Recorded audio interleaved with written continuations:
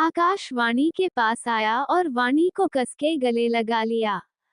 उसकी आंखों में वाणी के लिए प्यार और उसे खोने का डर साफ दिख रहा था, जिसे अभय ने भी देखा। जिसे देख अभय सोच में पड़ गया। अभय को देखकर लग रहा था जैसे वो कुछ गहरा सोच रहा हो, लेकिन क्या ये तो अभय ही जाने। पर इसके दिमाग में आकाश के लिए जो नफरत थी वो कम दिख रही थी। उसके बाद सभी पैलेस के लिए निकल गए। पैलेस में सभी लोग परेशान होकर हॉल में बैठे थे। सबसे ज्यादा परेशान तो तनु थी। अब क्यों ये तो बस वही जाने। रूही परेशान होकर बोली, वानू ठीक तो होगी ना। मीरा रूही समझाते हुए बोली, रूही भाई और सोम जी गए हैं ना, रूही को कुछ नहीं होगा।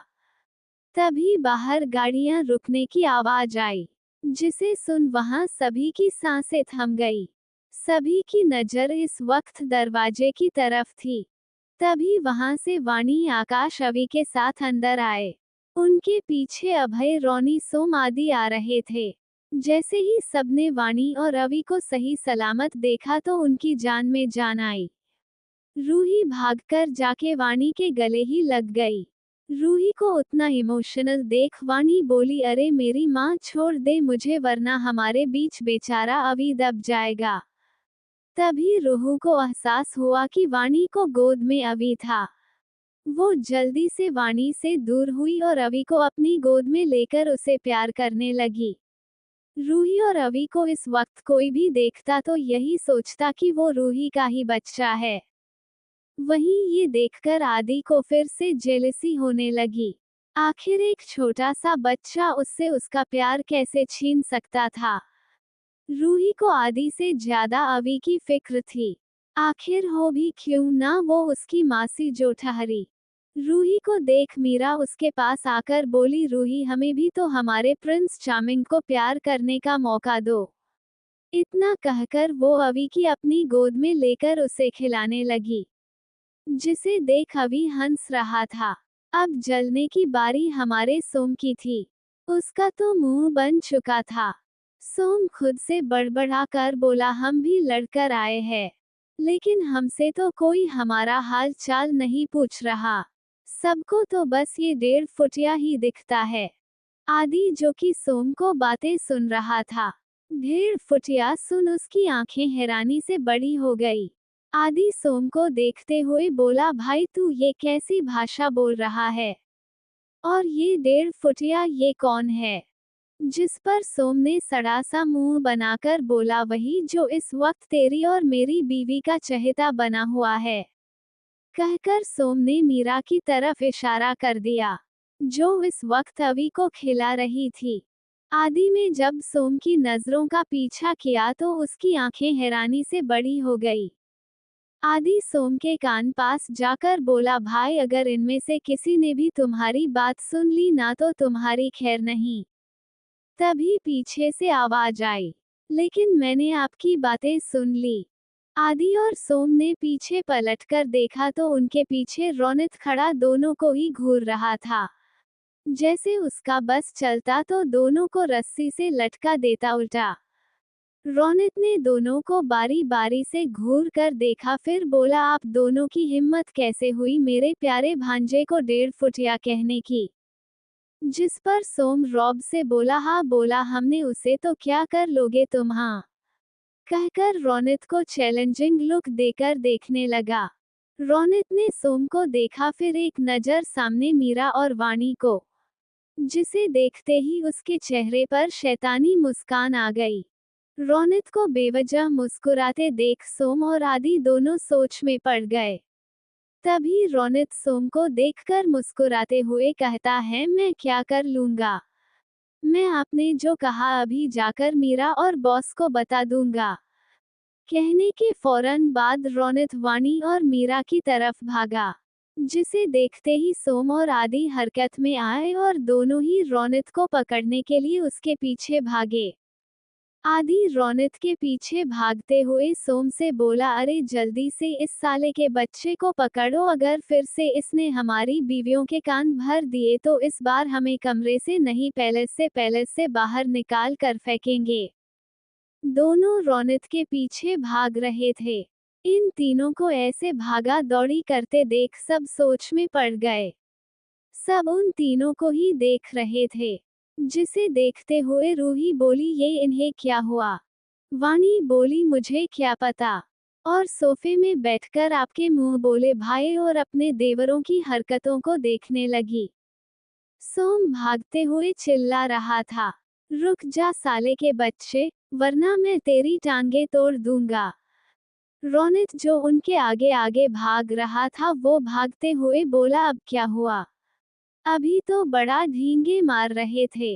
रौनक वाणी के सामने जाकर रुक गया और जैसे ही उसे कुछ बताने के लिए अपना मुंह खोलने वाला था, पीछे से आदि ने उसका मुंह बंद कर लिया, जिससे वो वाणी को कुछ भी नहीं बता सका। वाणी बोली, आप सबने ये क्या लगा रखा है?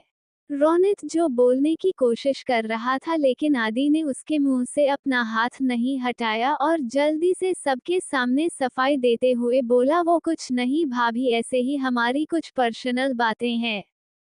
तभी सोम आया और उसने रौनक के पैर पकड़ लिए।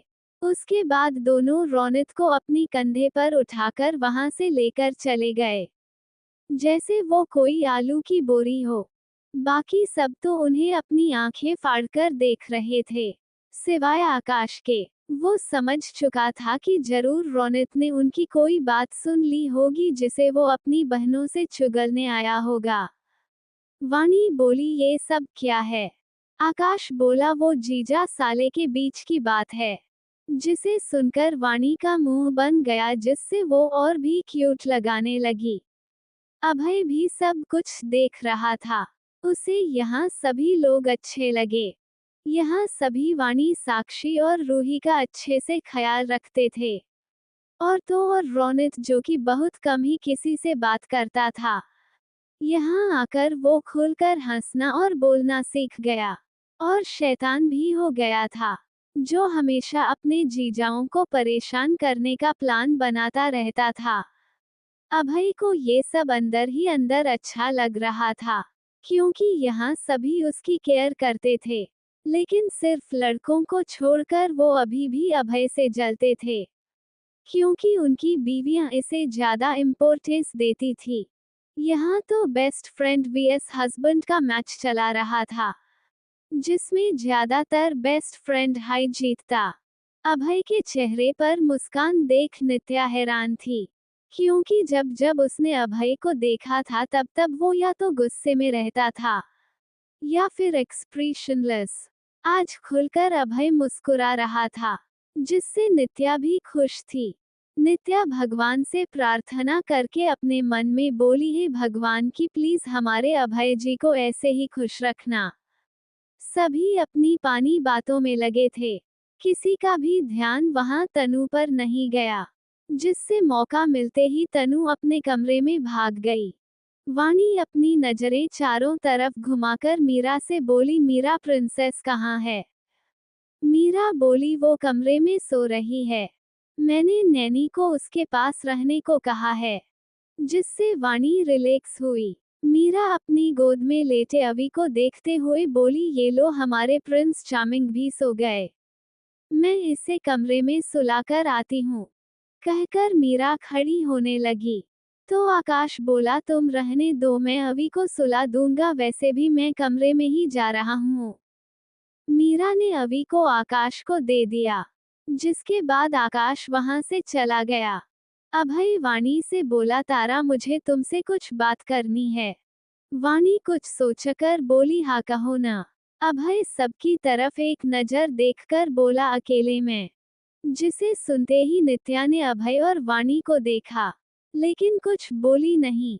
अभय की बात सुनकर वाणी ने देखा वहां सभी लोग उसे ही देख रहे थे। वाणी खड़ी होकर बोली, ठीक है। जिसके बाद वो अभय के साथ उसके कमरे में चली गई, जिसे देख नित्या की हार्ट बेस्ट फास्ट हो गई। उसे डर लग रहा था आखिर दोनों को बीच क्या बात होगी। दूसरी ओर तनु कमरे में आते ही अंदर से दरवाजा बंद कर चैन की सांस लेते हुए खुद से बोली, थैंक गॉड बच गई, वरना सब अभी मेरी चिता को आग दे रहे होते। इतना कहकर तनु ने पूरा एक गिलास पानी एक ही सांस में पी लिया, जिसके बाद वो अपने फोन से कुछ डिलीट करने लगी। दूसरी ओर सोम और आदि रोनित को उठाकर आदि के कमरे में लेकर गए थे। दोनों ने रोनित को नीचे उतारा, तभी सोम और बोला, तू किस जन्म की दुश्मनी निकाल रहा है, हाँ, जो हमारी शादीशुदा जिंदगी को बर्बाद करने पे तुला है। सोम की बात सुन रोनित बोला, किसी भी जन्म की नहीं, वो क्या है, मुझे आप लोगों को परेशान करने में मजा आता है। रोनित फिर कमरे में घूमते हुए आगे बोला, बाहर सब लोग आपसे कितना डरते हैं, जिनके सामने किसी के बोलने की हिम्मत नहीं होती। उन्हें अपने सामने गिड़गिड़ाते देख मजा आता है।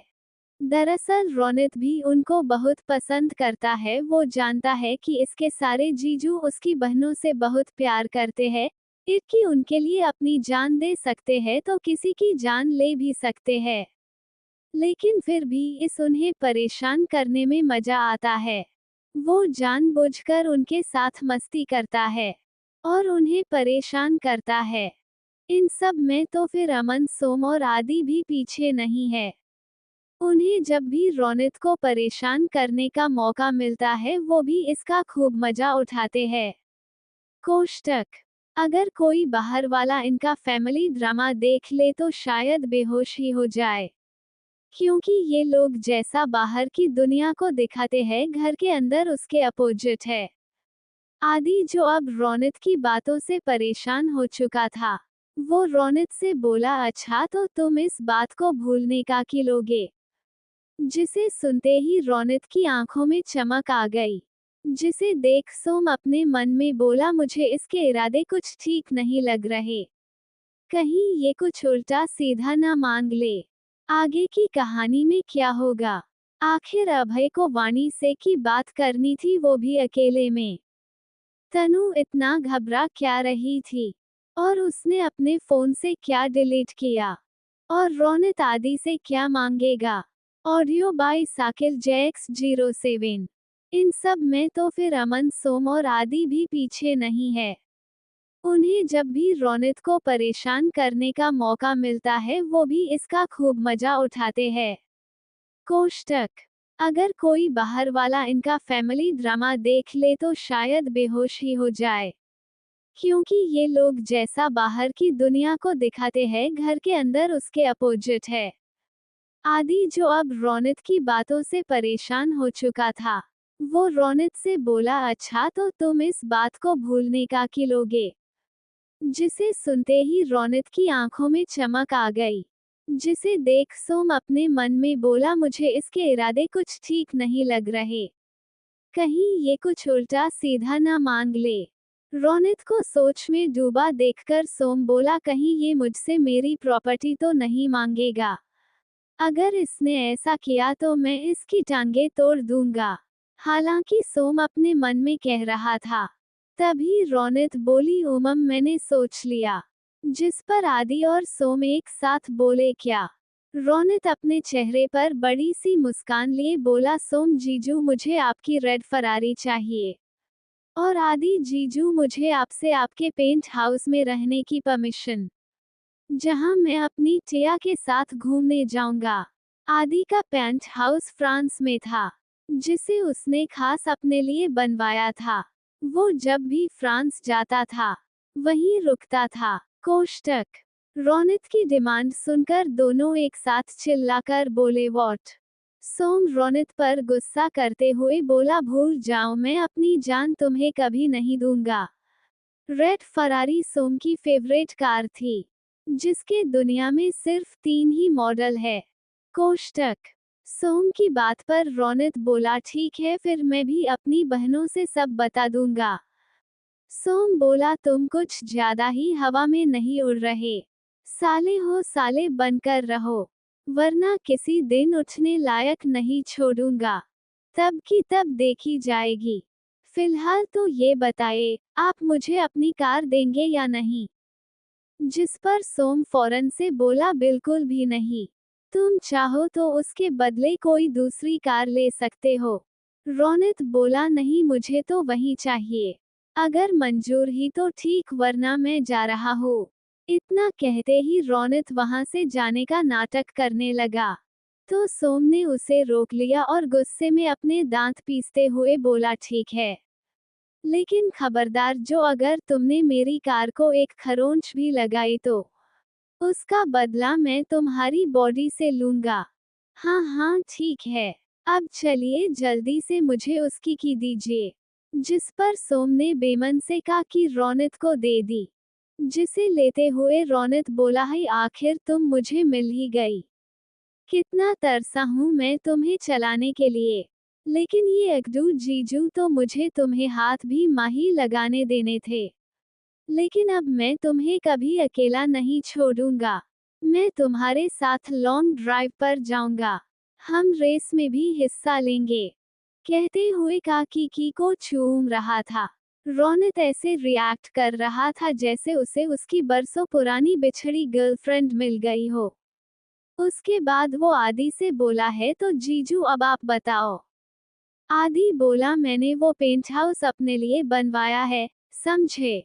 और तुम भूल जाओ कि तुम्हें वहां पर रुकने की परमिशन भी दूंगा। आदि की बात सुन रौनक हंसते हुए बोला, ठीक है, दर जाकर रूही को अभी आपने जो बोला वो सब बता दूंगा, और ये भी आप एक लड़की के साथ फ्लर्ट कर रहे थे। जिसे सुन आदि की आंखें फटी रह गई। वो लगभग चिल्लाते हुए बोला, मैंने कब किसी लड़की के साथ फ्लर्ट किया? रौनक ने आदि के कंधों पर अपने हाथ रखते हुए कहा, ये आपको पता है कि आपने किसी लड़की के साथ फ्लर्ट नहीं किया। मुझे पता है, लेकिन रूही को नहीं पता। रौनक रुककर आगे बोला, और सोचो आप, अगर रूही को पता चला तो फिर वो आपके साथ क्या करेगी? अरे वो आपको डाइवोर्स देकर चली जाएगी। उसके साथ आपका कचुम्बर बनाएगी, सो अलग। आदि रौनक की बात सुनकर डर गया। आदि अभी से इमेजिन करने लगा कि कैसे रूही उसकी पिटाई कर रही है, जिसके बाद वो उसे छोड़कर चली गई। इतना सोचते ही आदि जोर से चिल्लाया, नहीं। आदि चेहरे पर डर साफ दिख रहा था। जिसे देखकर रौनक बोला, तो क्या सोचा आपने? आदि बोला, ठीक है, लेकिन सिर्फ एक हफ्ते के लिए। इतना सुनना था कि रौनक आदि के गाल पर किस करने लगा और साथ में बोल रहा था, थैंक यू जीजू, thank you, you are best जीजू इन द वर्ल्ड। जिसे सुन आदि का मुंह बन गया, क्योंकि रौनक उससे कुछ ज्यादा ही चिपक रहा था। तभी सोम बोला, अच्छा, उसने बस एक हफ्ता अपने पेंट हाउस में रुकने के लिए जा क्या कहा वो वर्ल्ड बेस्ट जीजू, और मैंने जो तुम्हें अपनी सबसे पसंदीदा फरारी दी जिसकी कीमत करोड़ों में, उसका क्या? अभी सोम की बात खत्म हुई ही थी, रौनक फौरन से सोम के गले लग गया और उसके गाल पर भी किस करके बोला, आप भी, मतलब आप दोनों ही मेरे वर्ल्ड बेस्ट जीजू हो। लेकिन तू दुनिया का सबसे कमीना साला है, सोम ने चिढ़कर कहा और रौनक को खुद से दूर करके अपने गाल पर हाथ घिसने लगा, जहां पर रौनक ने अपनी पप्पी दी थी। उसके बाद रौनक दोनों को अपनी बत्तीसी दिखाकर वहां से फरार हो गया। रौनक के जाने के बाद सोम और आदि ने चैन की सांस ली। आदि बोला, हो आखिर इस साले नाम के प्राणी से जान बची। सोम बोला, यार मुझे एक बात समझ नहीं आती, ये बस हमारे पीछे ही हाथ धोकर क्यों पड़ा रहता है? आदि बोला, मतलब? सोम बोला, मतलब जैसे हमें परेशान करता है वैसे ही आकाश को करके बताएं, तब आएगा मजा। लेकिन नहीं, आकाश के सामने तो इसके मुंह से आवाज ही नहीं निकलती। सोम बोला, तुमने बिल्कुल सही कहा। दोनों कुछ देर तक बैठे रहे। तभी चुप्पी को तोड़ते हुए सोम बोला, यार इस साले का कुछ तो करना ही पड़ेगा, नहीं तो ये ऐसे ही हमारी नाक पर दम करके रखेगा। आदि बोला, तुम बिल्कुल सही कह रहे हो। एक तो ये हमारी बीवियों का भाई बना बैठा है, अगर हमने इसे दांत भी दिया तो सबके सब हमें ही सुनाती है। तभी आदि की आंखों में चमक आ गई। आदि खुश होते हुए बोला, मेरे पास एक सॉलिड आइडिया है। जिसे सुन सोम भी एक्साइटेड होकर बोला, कैसा आइडिया? आदि सोम को देखकर बोला, किया ना हम रोनित की शादी करा दे। जिसे सुन सोम कुछ देर तक सोच में पड़ गया, फिर बोला, इससे क्या होगा। आदि बोला, वही जो हमारे साथ होता है। जिसे सुनने के बाद सोम के चेहरे पर 90 डिग्री वाली मुस्कान आ गई। अब तो दोनों ने तय कर लिया था कि वो रोनित की शादी कराकर ही रहेंगे। दूसरी ओर अभय और वाणी दोनों ही अभय के कमरे में थे। वाणी काउच पर बैठी थी। अभय उसके सामने खड़ा था। कमरे में शांति का माहौल छाया था। जब बहुत देर तक अभय कुछ नहीं बोला, तब चुप्पी को तोड़ते हुए वाणी बोली, चांद कही तुम्हें मुझसे क्या बात करनी थी। हालांकि वाणी की पहले से पता था कि अभय उससे क्या पूछने वाला है, लेकिन फिर भी उसने अनजान बने रहना सही समझा। वाणी का सवाल सुन अभय ने गहरी सांस ली, फिर सीरियस होकर बोला, तारा मैं तुमसे जो पूछना चाहता हूँ उसका सही सही जवाब देना। क्या तुम सच में इस शादी से खुद हो। अभय का सवाल सुन वाणी ने कुछ देर तक उसे देखा, फिर सीरियस होकर बोली, तुम्हें क्या लगता है। वाणी की बात सुन अभय कुछ नहीं बोला। वाणी आगे बोली, यहाँ सब मुझसे बहुत प्यार करते हैं। तुम्हें पता है तुम्हारे जाने के बाद जैसे मैं अपना बचपन जीना ही भूल चुकी थी। तब अपना कहने को मेरे पास सिर्फ बाबा साक्षी और रूही थी, लेकिन आकाश से शादी के बाद मुझे पूरा परिवार मिला को मेरी केयर करता है, मुझसे प्यार करता है। तुम्हें पता है अगर मुझे एक खरोंच भी आती है तो आकाश पूरा घर अपने सर में उठा लेते हैं। अभय गौर से वाणी की बातें सुन रहा था। वाणी आगे बोली, आकाश दुनिया के सामने जैसे है, असल जिंदगी में इसके बिल्कुल उलट है। उन्होंने कभी मुझे ऊंची आवाज में बात नहीं की, और सबसे ज्यादा जरूरी हमेशा मेरे फैसले की रिस्पेक्ट की। उनके पास सब है, वो हैंडसम, रिच और सबसे बड़ी बात मुझे जान से ज्यादा प्यार करते हैं। अब इससे ज्यादा एक लड़की को क्या चाहिए। उसके बाद वाणी ने अभय से कई सारी बातें कहीं। इस वक्त वाणी अभय को देख रही थी जो कुछ उदास सा लग रहा था। वाणी इतना तो जानती थी कि अभय उसे पसंद करता था, और उसे आकाश और वाणी के रिश्ते को लेकर गलतफहमी है, जिसे आज उसने दूर कर दी थी। अभय बस चुपचाप उसकी बातें सुन रहा था। आज उसका दिल टूट चुका था, लेकिन फिर भी वो इस बात से खुश था कि उसकी तारा अपनी लाइफ में खुश है। अब इसे इससे ज्यादा और कुछ नहीं चाहिए। अभय को कुछ न बोलते देख वाणी बोली, अभय मुझे पता है तुम मुझे पसंद करते हो, लेकिन मैंने तुम्हें कभी भी अपने दोस्त से बढ़कर नहीं माना और ना ही उसके अलावा किसी और नजरिए से देखा है। वाणी की बात सुन अभय हैरान था, क्योंकि उसने कभी भी वाणी से अपनी फीलिंग शेयर नहीं की थी। वाणी बोली, तुम्हें मुझे भूलकर उस पर ध्यान देना चाहिए जो तुम्हारे लिए बनी है, और तुम पर अपनी जान छिड़कती है। वाणी इनडायरेक्टली नित्या की बात कर रही थी, लेकिन अभय को वाणी के अलावा कभी किसी और का ध्यान रहा ही नहीं। वो कंफ्यूज होकर वाणी से बोला, तुम किसकी बात कर रही हो।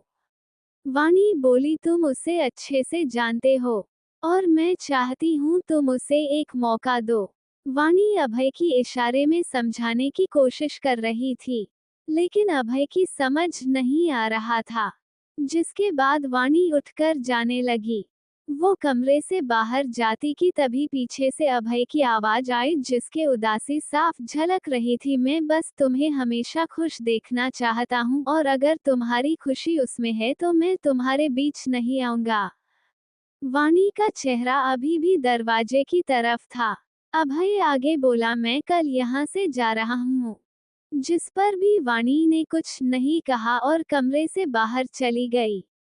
अभय बेचारे का दिल बुरी तरह से टूट चुका था, उसकी उम्मीद की एक चिंगारी भी आज बुझ गई।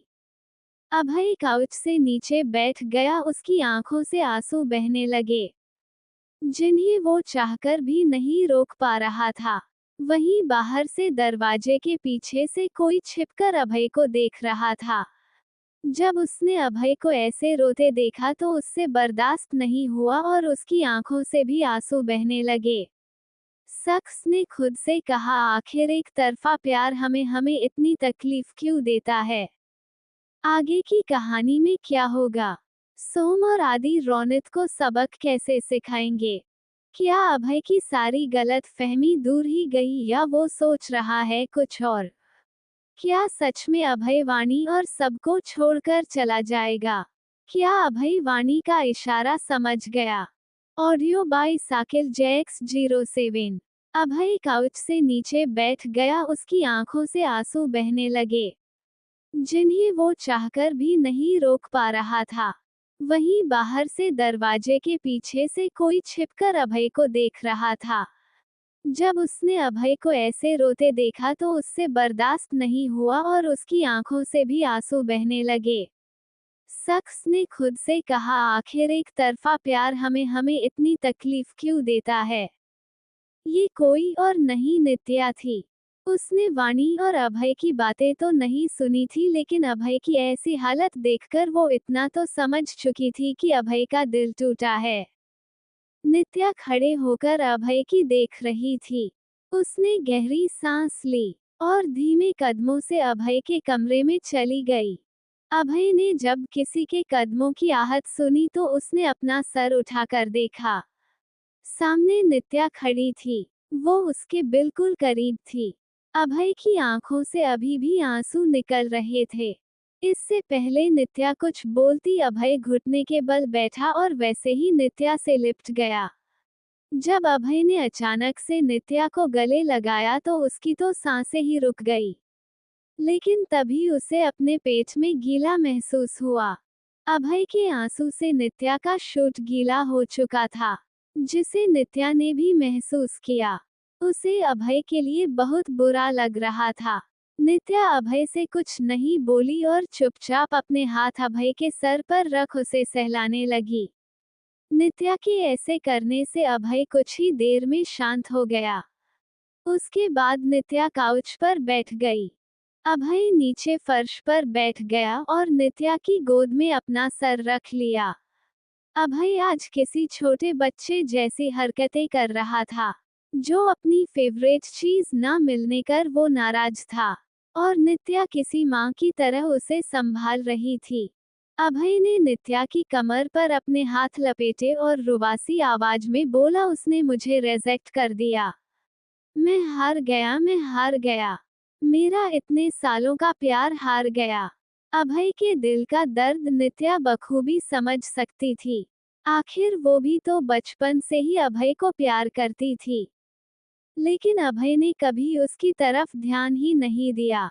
अभय के लंदन जाने के बाद भी नित्या ने उसकी हर एक चीज का ख्याल रखा, यहाँ तक जब उसके सभी अपनों ने भी उसका साथ छोड़ दिया था, लेकिन नित्या ने उसका साथ नहीं छोड़ा।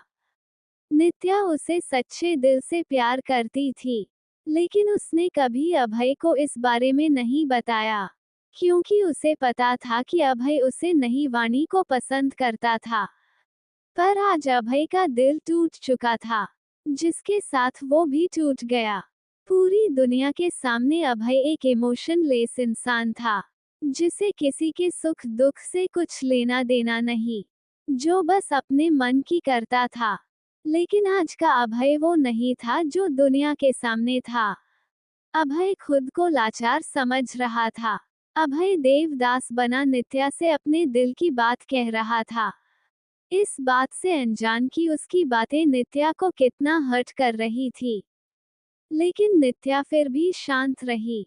उसकी आंखें नम थी। वो चिल्ला चिल्ला कर रोना चाहती थी।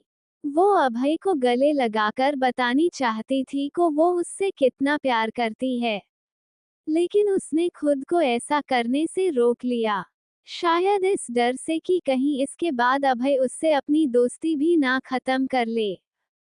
नित्या अभय का सर सहला रही थी। नित्या की गोद में अभय को सुकून मिल रहा था। अभय नित्या की गोद में ही सो गया, और नित्या अभय को देखते हुए खुद से बोली, आप मुझे प्यार करो या ना करो, लेकिन मैं हमेशा ही आपकी रहूंगी। नित्या पूरी रात अभय के साथ रही। वाणी अपने कमरे में आई। उसने देखा आकाश जाग रहा था और कमरे में इधर से उधर चक्कर लगा रहा था। वाणी ने एक नज़र बेबीज को देखा जो आराम से सो रहे थे। उसके बाद वो आकाश से बोली, आप अभी तक सोए क्यों नहीं? कहते हुए वाणी बेड पर जाकर लेट गई। आकाश चलकर वाणी के पास आया और उसके सामने खड़े होकर कठोर आवाज में बोला, तुम अब तक कहाँ थी? दरअसल आकाश को पता था कि वाणी इस वक्त अभय के कमरे से आ रही थी, लेकिन उसे ये पता नहीं था कि उनके बीच आखिर क्या बात हुई। आकाश के सवाल को सुन वाणी ने एक नज़र आकाश को घूर कर देखा, फिर बेड पर अपनी आंख बंद करके लेटते हुए बोली, वो अभय को मुझसे कुछ काम था तो बस हम बात कर रहे थे। अभय का नाम सुनते ही आकाश के चेहरे पर जेलसी के भाव साफ दिखने लगे। और ये वाणी भी अच्छे से जानती थी, लेकिन इसमें वो कुछ भी नहीं कर सकती थी, क्योंकि उसे पता था उसका पति उसके लिए किया पॉजिटिव है। जब वो अपने बच्चे से तक जलने लगता है फिर तो अभय के बारे में सोच भी नहीं सकते। आकाश अभय की मन ही मन गालियां दे रहा था। अगर उसे वाणी और अभय के बीच की बातें पता चल जाती तो बेचारे का पता नहीं क्या होता। वाणी ने आकाश को परेशान देखा तो बोली, आपको क्या हुआ? आप इतना ओवर रिएक्ट क्यों कर रहे हैं? वाणी की बात सुनकर आकाश को एहसास हुआ कि सच में कुछ ज्यादा ही रिएक्ट कर रहा था। द डेविल आकाश रघुवंशी, जिसे सब डेविल के नाम से जानते हैं। अगर कोई इस वक्त आकाश को देख लेता तो शायद वो कोमा में ही चला जाता। आकाश के चेहरे के बदलते भाव देख वाणी बोली, मैं बहुत थक चुकी हूँ, इसलिए अब आप भी सो जाए और मुझे भी सोने दीजिए। इतना कहकर वाणी ने खुद को सर तक चादर से ढक लिया। आकाश से पूछना चाहता था कि उनके बीच क्या बात हुई, लेकिन वो कुछ भी नहीं पूछ पाया और अपना मन महसूस कर वाणी के बगल में जाकर सो गया। वैसे तो वाणी उससे नाराज थी और कमरे से बाहर निकालना चाहती थी, लेकिन आज के इंसिडेंट के बाद उसने आकाश से कुछ नहीं कहा। उसके बाद दोनों ही सो गए। दूसरी ओर सोम और आदि दोनों ही पैलेस में बने बार में बैठकर ड्रिंक कर रहे थे। अब करे भी क्यों ना, उनकी बीवियों ने उन्हें कमरे से बाहर निकाल दिया था। वैसे तो अमन को भी उसके कमरे से निकाल दिया गया था, लेकिन उसने जैसे तैसे करके साक्षी को मना लिया था और आराम से अपने कमरे में सो रहा था। आदि ने ग्लास में ड्रिंक डालते हुए कहा, ये सब उस रौनक के बच्चे की वजह से हुआ है, उसे तो मैं छोड़ने नहीं वाला। आदि की बात सुन सोम ने वाइन की एक सीप लेकर कहा, मैं भी उसे नहीं छोड़ने वाला। जिस दिन वो मेरे हाथ लगा सी अच्छे से खातिरदारी करूंगा, ताकि अगली बार से वो मुझसे उलझने से पहले 10 बार सोचे। दोनों बातें कर ही रहे थे कि तभी वहां किसी की आवाज आई। मैंने सुना है कि कोई बड़ी शिद्दत से मुझे याद कर रहा है। आवाज सुनकर दोनों ने पीछे पलट कर देखा, जहां पर पहले से रौनक खड़ा अपने दांत दिखा रहा था, जिसे देखते ही आदि और सोम दोनों का मुंह बन गया। दोनों ही एक साथ बोले, लो शैतान का नाम लिया नहीं कि शैतान हाजिर। तभी रौनक दोनों के पास आकर उनके साथ बैठते हुए बोला, क्या जीजू आप मुझे याद कर रहे थे? तुम मेरी बीवी हो या गर्लफ्रेंड जिसे मैं याद करूं? सोम ने चिढ़कर कहा। आदि रौनक को घूर कर बोला, सब कुछ तो पहले ही ले लिया, अब क्या यहाँ पर हमारी जान लेने आए हो? रौनक ने दोनों के बीच रखी वाइन की बोतल उठाए और बोला, अरे नहीं जीजू, मैं तो यहाँ आपकी मदद करने आया हूँ। सोम चिढ़कर बोला, हमें तुम्हारी कोई हेल्प नहीं चाहिए। सोम आगे खुद से बड़बड़ाकर बोला, एक तो पहले खुद झगड़ा करवाओ और अब खुद आकर सॉल्यूशन बताओ। ये तो ऐसा हुआ खुद जख्म देने के बाद मरहम लगाना। सोम की बात सुनकर रौनक उदास हो गया। रौनक बोला, सॉरी ना जीजू, मैंने तो मजाक किया था। मुझे क्या पता कि एक मजाक के चक्कर में इतना सब हो जाएगा। रोनित को ऐसे उदास देख आदि का दिल पिघल गया, लेकिन फिर वो बोला, आखिर तुम्हें तुम्हारी गलती का एहसास हो ही गया। अच्छा, तो तुम किस प्लान की बात कर रहे थे? आदि के मुंह से प्लान सुनकर रोनित के चेहरे पर मुस्कान आ गई, लेकिन जल्दी ही वो गायब हो गई। आगे की कहानी में क्या होगा? क्या अभय को नित्या के प्यार का एहसास होगा? क्या रोनित फिर से कोई चाल चलने वाला है? Audio by Sakil JX07। Sorry ना जीजू, मैंने तो मजाक किया था। मुझे क्या पता कि एक मजाक के चक्कर में इतना सब हो जाएगा। रोनित ने इतना मासूम चेहरा बनाकर सॉरी बोला कि पत्थर का दिल भू पिघल जाए। रोनित को ऐसे उदास देख आदि का दिल भी पिघल गया, लेकिन फिर वो बोला, आखिर तुम्हें तुम्हारी गलती का एहसास हो ही गया। अच्छा, तो तुम किस प्लान की बात कर रहे थे?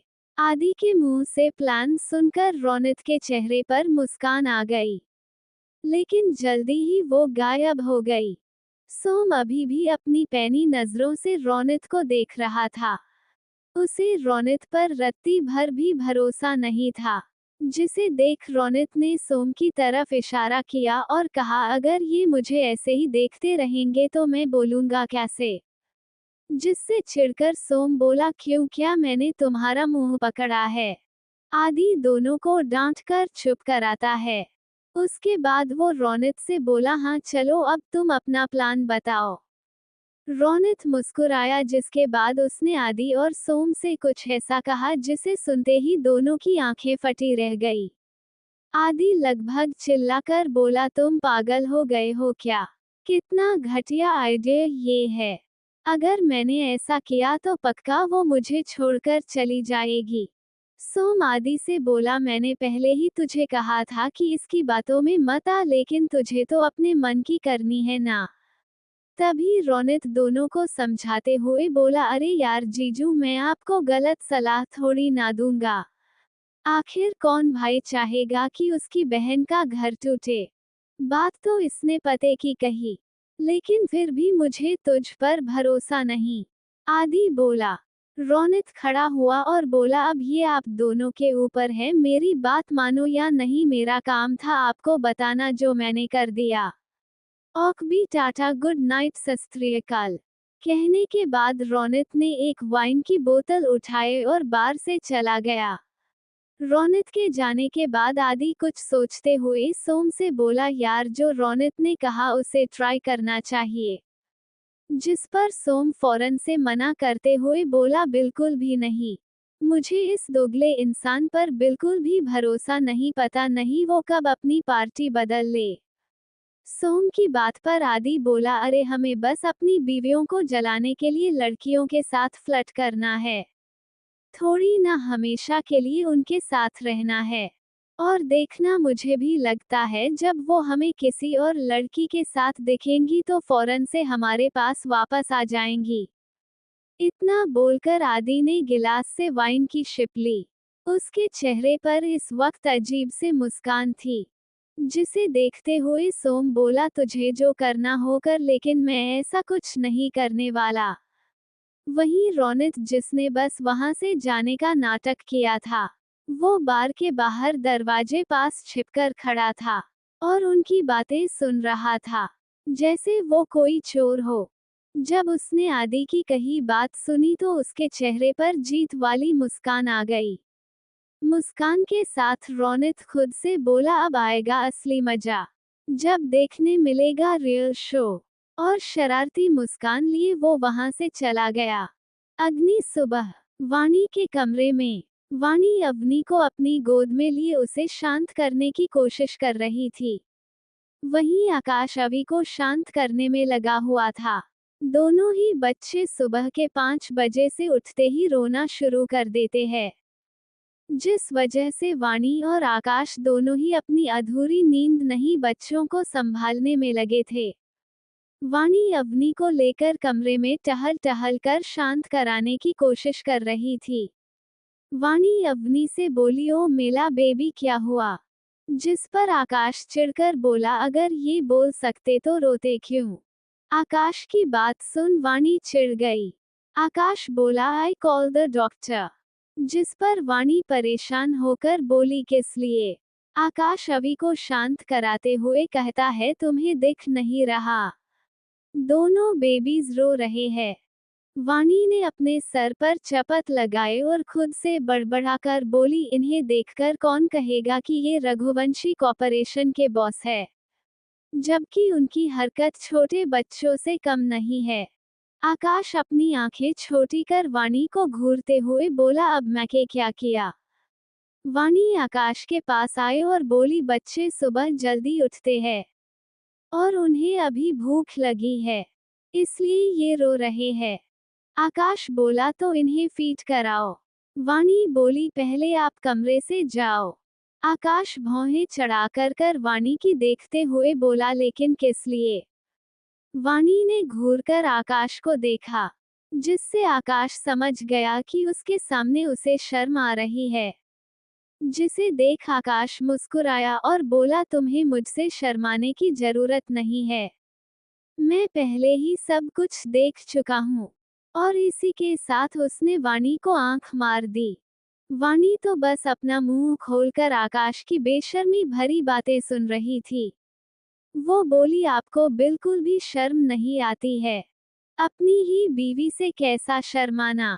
आकाश बोला। आकाश कुछ देर रुककर आगे बोला, वैसे वाणी तुम्हें न अपनी बहन से कुछ सीखना चाहिए।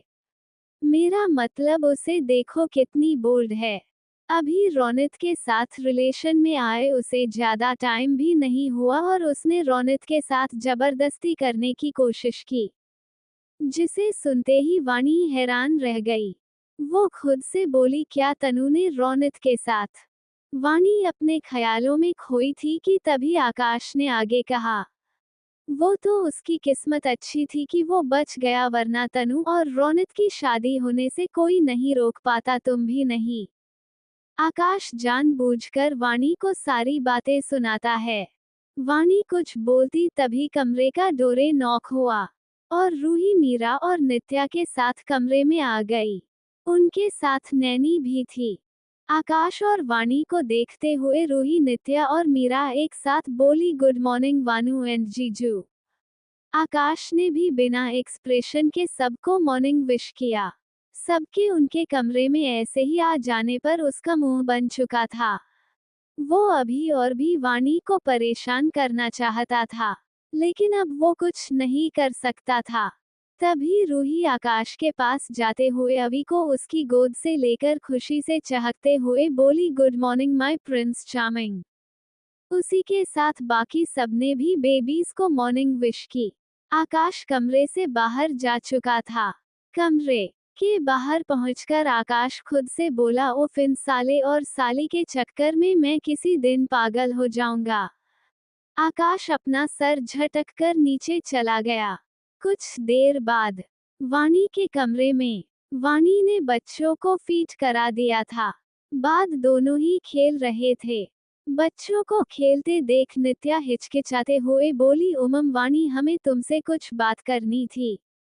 वाणी समझ चुकी थी कि नित्या उससे किस बारे में बात करना चाहती थी, लेकिन फिर भी वो अनजान बनते हुए बोली, हाँ कहो। नित्या बोली, वो हम और अभय आज वापस जयपुर जा रहे हैं। जिस पर वाणी ने कोई रिएक्ट नहीं किया, लेकिन तभी रूही बीच में बोल पड़ी, क्या, क्यों ऐसे अचानक? पर इससे आगे रूही कुछ बोलती वाणी रूही की बात को बीच में ही काटते हुए नित्या से बोली, ठीक है। लेकिन नित्या ने जब वाणी की बात सुनी तो उसने चैन की सांस ली। लेकिन वाणी के लेकिन पर उसके दिल की धड़कनें बढ़ गई। तभी वाणी बोली, कुछ ही दिनों में साक्षी की भी डिलीवरी है। अगर तुम तब तक रुक जाती तो उसे अच्छा लगता। नित्या कुछ बोलने के लिए अपना मुंह खोलती है कि तभी रूही बोली, वानू बिल्कुल सही कह रही है। और वैसे भी काकी सा ने इस बारे में पहले ही तुम्हारे घर वालों से परमिशन ले ली है। नित्या कुछ बोलना चाहती थी, तभी रूही बोली, और उस छोटे अंगूर को तो मैं जाकर देखती हूँ आखिर कैसे जाता है वो यहाँ से। इतना कहकर रूही बिना किसी की बात सुने कमरे से बाहर चली गई। नित्या अपना मन महसूस कर रह गई। दरअसल अभय यहाँ से जाना चाहता था, क्योंकि अब वो वाणी से नजरें नहीं मिला पा रहा था। उसका दिल टूट चुका था। वहीं नित्या को अभय की फिक्र थी। इसे डर था कि कहीं गुस्से में अभय खुद को नुकसान न पहुंचा ले, इसलिए वो उसके साथ जाना चाहती थी। पर शायद अब ऐसा नहीं हो सकता। दूसरी ओर आकाश अपने कमरे से बाहर निकलकर आया तो उसने सामने का नजारा देखा, जहां उसका भाई और दोनों दोस्त कुछ ज्यादा ही खुश लग रहे थे। उनके चेहरे की चमक उनकी खुशी बयां कर रही थी, जिसे देख आकाश सोच में पड़ गया। वो नीचे सबके पास आया। अभी तक उसका ध्यान वहां उदास बैठे रोनित और उसके बगल में बैठे अभय पर नहीं गया था। जब अमन ने आकाश को देखा तो उसके गले लग गया और बोला, very very good morning big bro. अपने भाई को इतना खुश देख आकाश असमंजस में पड़ गया। वो बोला, आज तू कुछ ज्यादा ही खुश नहीं दिख रहा। अमन आकाश के कान पास जाकर बोला, अरे ब्रो, खुश होने वाली बात ही है। फिर अभय की तरफ इशारा करके अमन आगे बोला, आज हमारा कंपटीटर जो यहाँ से जा रहा है। आकाश ने अभय को देखा, जो अपना सूटकेस लिए बैठा था। उसके बगल में उदास रोनित बैठा था। जब रोनित ने आकाश को देखा तो उसके पास जाकर बोला, जीजू देखिए ना, अभय भाई यहाँ से जा रहे हैं। प्लीज आप रोकिए न उन्हें, वो आपकी बात जरूर सुनेंगे। आकाश ने रोनित की बात सुनी, फिर अभय की तरफ देखा। ठीक उसी टाइम अभय ने भी आकाश की तरफ देखा, जिससे दोनों की नजरें एक दूसरे से जा मिली। दोनों ही एक दूसरे की आंखों में देख रहे थे, और बाबा प्यार से नहीं, किलर लुक के साथ। दोनों को ऐसे एक दूसरे को देखते देख आदि अमन से बोला, यार ये दोनों ऐसे लैला मजनू की तरह एक दूसरी की आंखों में क्यों देख रहे हैं। अमन ने भी आकाश को देखते हुए कहा, मुझे क्या पता। अभय और आकाश की आंखों ही आंखों में जंग चल रही थी। फिर अभय ने कुछ सोचकर अपनी नजरें आकाश से हटा ली और रोनित को घूरते हुए बोला, तुम्हें ऐसा क्यों लगता है कि मैं इसकी बात मानूंगा। तभी पीछे से किसी की आवाज आई, उनकी नहीं लेकिन हमारी बात तो सुन पड़ेगी, और हमारा आदेश है, आप यहाँ से कहीं नहीं जाएंगे। आवाज को सुनकर सभी ने एक साथ सीढ़ियों की तरफ अपनी नजरें घुमा ली, जहां देखते ही सबकी की आंखें हैरानी से खुली रह गई। वही रोनित के मुरझाए चेहरे पर फिर से मुस्कान आ गई। Audio by Sakir Jacks 07। Akash ने अभय को देखा, जो अपना सूटकेस लिए बैठा था। उसके बगल में उदास रोनित बैठा था। जब रोनित ने आकाश को देखा तो उसके पास जाकर बोला, जीजू देखिए ना, अभय भाई यहाँ से जा रहे हैं। प्लीज आप रोकिए न उन्हें, वो आपकी बात जरूर सुनेंगे। आकाश ने रोनित की बात सुनी, फिर अभय की तरफ देखा। ठीक उसी टाइम अभय ने भी आकाश की तरफ देखा, जिससे दोनों की नजरें एक दूसरे से जा मिली। दोनों ही एक दूसरे की आंखों में देख रहे थे, और बाबा प्यार से नहीं, किलर लुक के साथ। दोनों को ऐसे एक दूसरे को देखते देख आदि अमन से बोला, यार ये दोनों ऐसे लैला मजनू की तरह एक दूसरी की आंखों में क्यों देख रहे हैं। अमन ने भी आकाश को देखते हुए कहा, मुझे क्या पता। अभय और आकाश की आंखों ही आंखों में जंग चल रही थी। फिर अभय ने कुछ सोचकर अपनी नजरें आकाश से हटा ली और रोनित को घूरते हुए बोला, तुम्हें ऐसा क्यों लगता है कि मैं इसकी बात मानूंगा। तभी पीछे से किसी की आवाज आई, उनकी नहीं लेकिन हमारी बात तो सुन पड़ेगी, और हमारा आदेश है, आप यहाँ से कहीं नहीं जाएंगे। आवाज को सुनकर सभी ने एक साथ सीढ़ियों की तरफ अपनी नजरें घुमा ली, जहां देखते ही सबकी की आंखें हैरानी से खुली रह गई। वही रोनित के मुरझाए चेहरे पर फिर से मुस्कान आ गई। सीढ़ियों पर रूही खड़ी थी, जिसके ठीक पीछे वाणी और नित्या थी, जिन्हें देख अमन खुद से बड़बड़ाकर बोला, लो हो गया सियाप्पा। वाणी, रूही और नित्या नीचे आई। रूही अभय के पास गई और उसके ऊपर चिल्लाते हुए बोली, तुम नकचड़े कहीं के, तुम्हारी हिम्मत भी कैसे हुई यहाँ से जाने के बारे में सोचने की, भी वो भी हमसे बिना पूछे। रूही की बात सुन अभय ने उसे घूर कर देखा, लेकिन कुछ बोला नहीं, क्योंकि वो जानता था रूही गुस्से में कुछ भी बोल देती थी। तभी अमन बीच में रूही से बोला, अगर वो जाना चाहते हैं तो उन्हें जाने दो ना, वैसे भी उन्हें भी काम होगा। क्यों साले साहब? अभय ने अमन को बिना किसी एक्सप्रेशन के देखा, फिर रूही से बोला, ये सही कह रहे हैं। तभी वाणी अभय के पास आई और बोली, तुम कहीं नहीं जा रहे हो। जिस पर जैसे ही अभय ने कुछ बोलना चाहा, उससे पहले ही रोनित खुशी के मारे उछल पड़ा। रोनित जल्दी से अभय का लगेज उठाकर बोला, तो अब हो गया फैसला, इसलिए मैं रहा हूँ आपका सामान कमरे में रखने। इतना कहकर रोनित बिना किसी की बात सुने वहां से चला गया। अभय और बाकी सब तो रोनित की स्पीड देखकर हैरान थे। अभय ने वाणी को समझाने की कोशिश की, लेकिन रूही ने साफ मना कर दिया कि वो कहीं नहीं जाएगा। आदि रूही आकाश दोनों इस बात से काफी नाराज थे। आखिर हो भी क्यों ना, जब आपकी बीवी आपके सामने किसी दूसरे आदमी को ज्यादा इम्पोर्टेंस दे तो इससे तो वो जलेगा ही। आकाश बिना किसी से कुछ कहे ऑफिस के लिए निकल गया, उसके पीछे सोम और अमन भी चले गए। आदि ने गुस्से भरी नजरों से रूही को देखा, फिर वो भी ऑफिस चला गया। रूही तो हैरानी से सभी को जाते हुए देख रही थी। वो बोली, अब इन सबको क्या हुआ? ये सब ऐसा अजीब बिहेव क्यों कर रहे हैं? फिर खुद ही बोली, खैर मुझे इससे क्या। फिर उसके बाद रूही भी मीरा के साथ ऑफिस के लिए निकल गई, क्योंकि इस वक्त वो किसी इम्पोर्टेंट प्रोजेक्ट पर काम कर रहे थे। अब पैलेस में वाणी, साक्षी, नित्या और उनके बेबीज थे। अभय और रोनित भी काम के सिलसिले से बाहर गए थे। हॉल में वाणी और नित्या हॉल में बैठी थी, वही बेबीज पालने में लेटे थे। वाणी कुछ देर तक नित्या को देखती रही, फिर बोली, नित्या क्या तुम अभी भी चांद को पसंद करती हो? नित्या जो कि पालने को झूला रही थी, वाणी का सवाल सुनकर वो हड़बड़ा गई। उसने अपनी बढ़ती धड़कनों को जल्दी से संभाला और नॉर्मल होकर बोली, तुम अचानक से ऐसे सवाल क्यों पूछ रही हो? कुछ नहीं, बस ऐसे ही, छोटे में तुमने मुझसे एक बार कहा था, बस वही मुख्य याद आ गया। वाणी बोली। नित्या कुछ सोचकर बोली, इससे क्या फर्क पड़ता है कि मैं उसे पसंद करती हूँ या नहीं? वो तो बस मुझे अपनी दोस्त ही मानते हैं, उनके दिल में मेरे लिए प्यार कभी नहीं। कहते हुए नित्या के चेहरे में दर्द भरी मुस्कान थी, जिसे वाणी बखूबी देख सकती थी। उसे नित्या के लिए बुरा लग रहा था।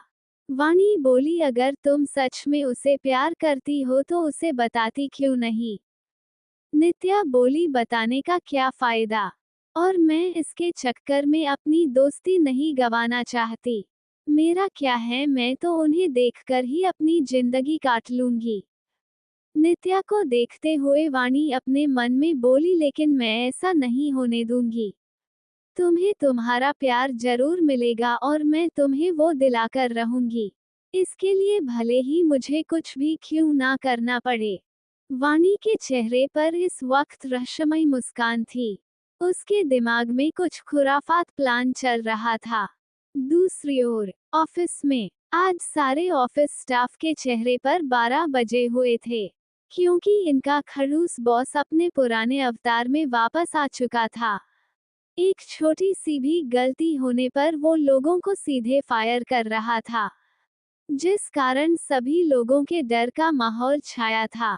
उनकी उम्मीद अब आदि और अमन से ही थी कि शायद वो उनकी हेल्प करेंगे, लेकिन इनकी इस उम्मीद पर भी तब पानी फिर गया जब अमन और आदि से भी उन्हें डांट पड़ी।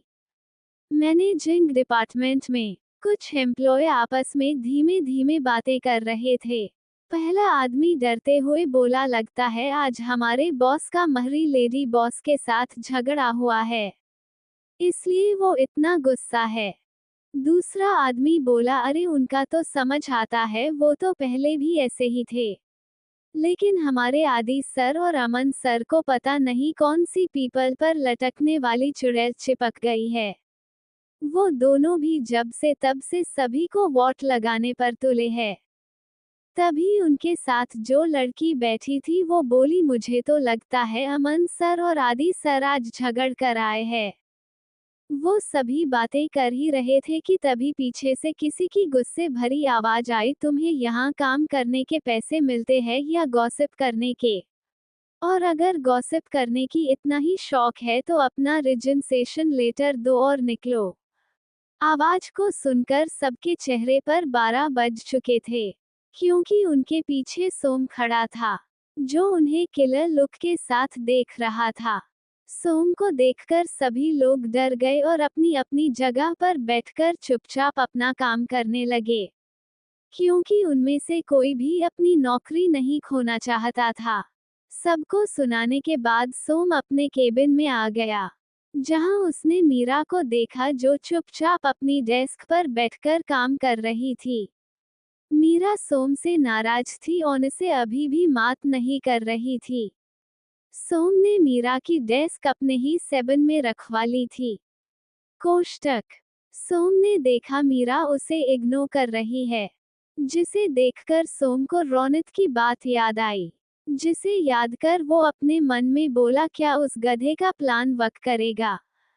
कुछ देर सोचकर सोम जाकर अपनी सीट पर बैठ गया और अपना फोन निकालकर किसी को कॉल करने लगा। उसकी नजर अभी तक मीरा पर थी। कुछ देर बाद सोम फोन पर किसी से बोला, हेलो बेबी, कैसा है मेरा बच्चा? वहीं सोम के मुंह से किसी के लिए बेबी और बच्चा सुनकर मीरा की भौहें तन गई और वो गुस्से में सोम को देखने लगी। लेकिन मीरा के देखने से पहले ही सोम अपनी नजरों को दूसरी तरफ कर लेता और ऐसे रिएक्ट करता है जैसे रूम वो अकेला हो।